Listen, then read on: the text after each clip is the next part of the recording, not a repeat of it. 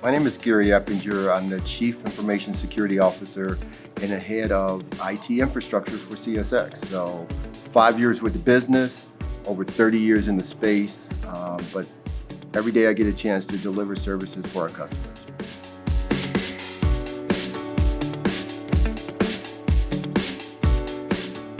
When I think about IT roles, and again, we probably have over 550 IT employees just for CSX. We probably have another 1,500 providers, service providers in the IT space. And is there anything from service desk roles to application development roles to security operations roles to DBAs to server engineers and architects to network facilities. Combination of everything that you can think of. From an IT perspective, we do within those 2,000 plus resources to deliver services for our company.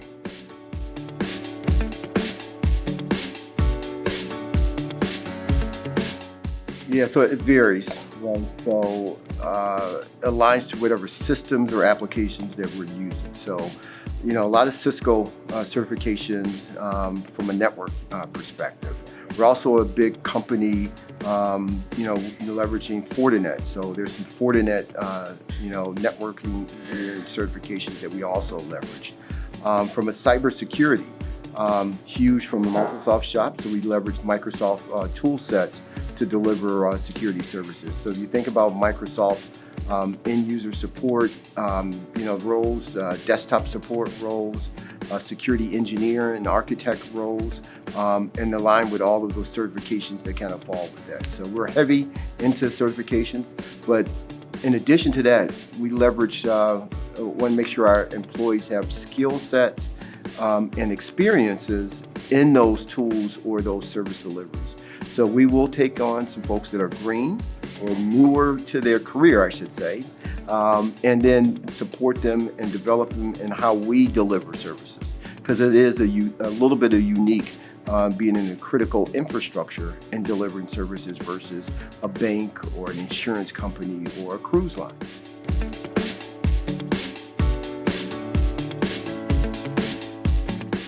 I think about it's a blend, right?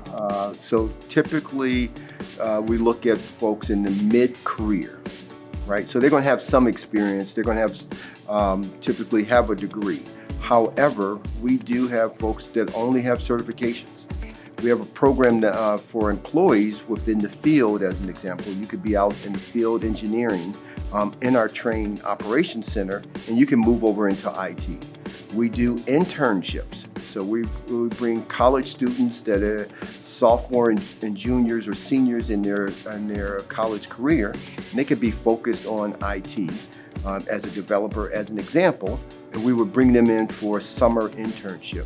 We have programs, folks, also. So you may go from an internship to a program, and that is also an example. And then last but not least, I think about like our mainframe and IBM. We brought folks in from programs like that who are very technical and very specific, and use them to help subsidize, add to our resources of folks that's been in the mainframe. Because that's a skill set, even though it's been around for the last 40, 50 years, and that's still needed and still leveraged across companies like ours.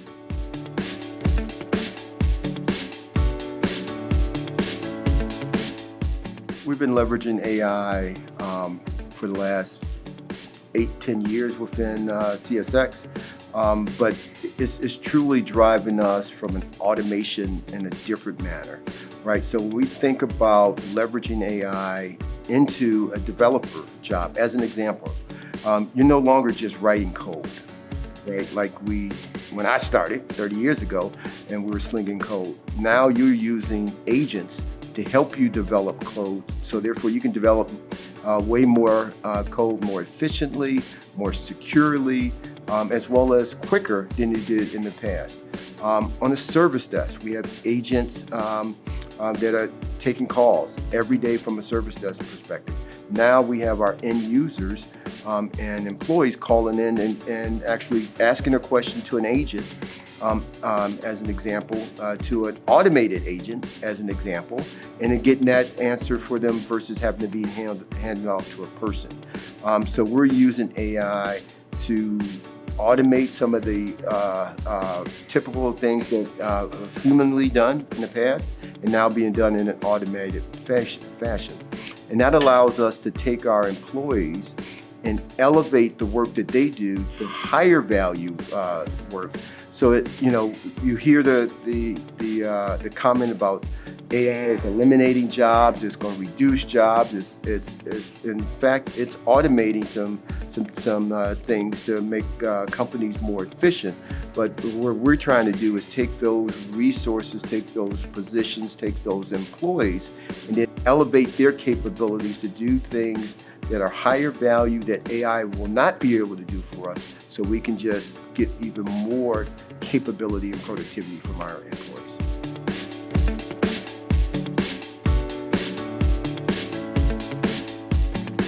When I think about a data center and technology and some of the things that we do from a security perspective each and every day, we worry about threats that come from not only abroad, but also within the U.S., right? Because if you can impact a train, you can impact a supply chain, you can impact a company, you can impact a city, you can impact a country. And so we have to think about how do we make sure the systems that we put out are put out in the most secure manner. From an industry perspective, we're all interconnected. So you can impact, one rail that actually impacts another one because of the interchange of trains. And so we look at threats each and every day. There's a threat meeting that we do at the beginning of the day, and our security operations center is 24/7, 7 days a week, 365 days a year. And so we have an onshore as well as offshore team that's focused on those specific rail threats. We also look across multiple other industries, because what we know is something can happen in the airline industry, as an example, that quickly moves over into other, other industries like ours that could impact us. And so all of that is part of our threat intel that we take in each and every day to look for those types of things that could be happening outside.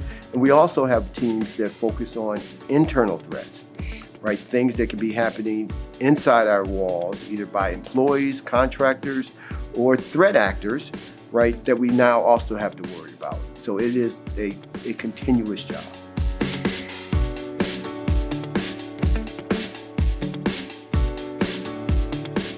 So from electrical engineers, they work on power management. So we have 3 different feeds coming into our data center, our colo here. So not only do we run CSX data center, we also have a colo business that we sell IT services or computer services to other companies that need data centers.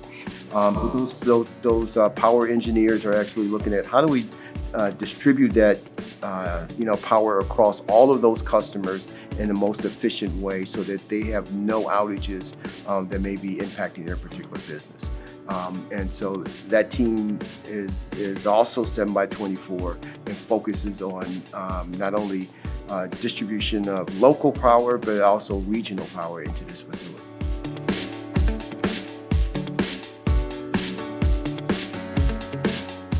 From an application perspective, they're heavily into Microsoft tool set.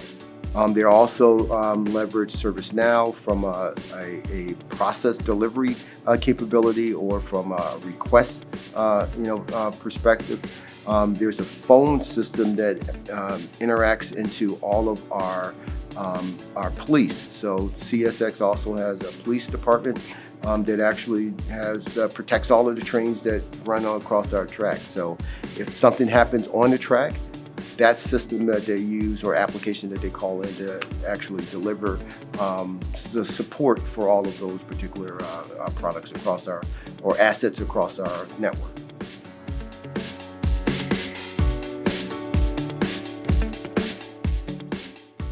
if I had a crystal ball and was thinking about the roles of the future, there's probably 3 or 4 that I'll talk about. And one will sound may sound a little odd, but I always like to throw that one in because it's all about variety.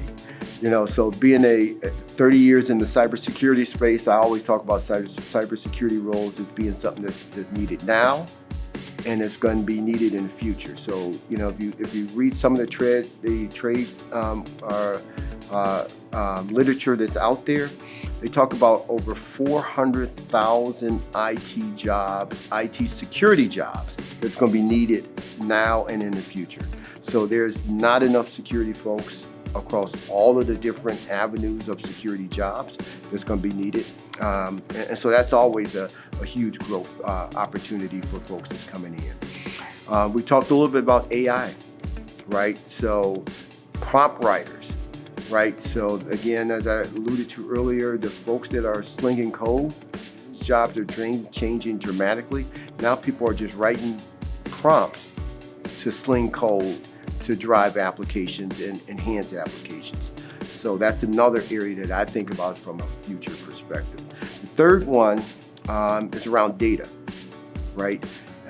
Data scientists, data architects, data folks that are driving capability. How do you make sure that you're getting the maximized data information from the data that you need? That blends into the security. How do you protect that particular data? The last area that I always like to throw on the list that allows us to think about not only the past but the future, right? And that's around COBOL or mainframe programmers. Mainframe's been dying. We've been for the last 50 years. It's still not going away. Companies are heavily still invested in the mainframe. However, the resources that wrote those code 20, 30, 40 years ago have retired or are retiring. And so you have college kids and you have newbies, greener folks coming into development space and or support space, but are being trained on mainframe jobs with minimal experience because the resources that used to do those jobs have now all retired.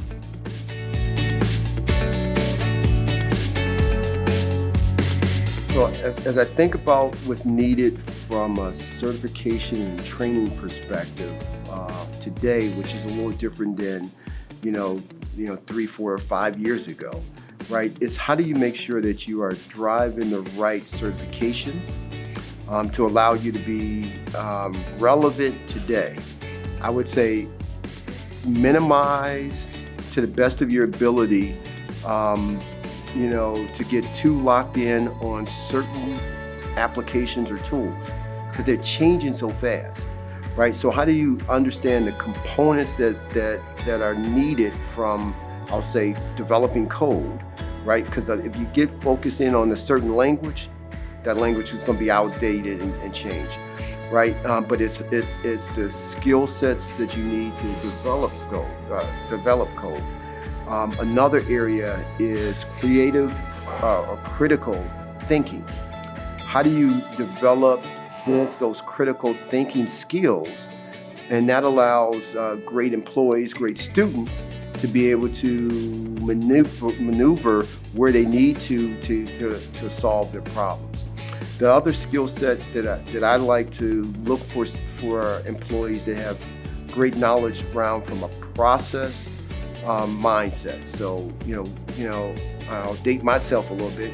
Six Sigma and quality skill set, right? It's not the tool that I like, but can you think of problems in a logical way to solve problems for a business or for a company? Right, that's a skill set that not a lot of schools focus on, but it's very helpful and it's interchangeable. If I'm working on banks, if I'm working in manufacturing facilities, if I'm working at a CSX in the critical infrastructure or in a healthcare environment, all of those have need great process skilled folks to be able to deliver quality solutions.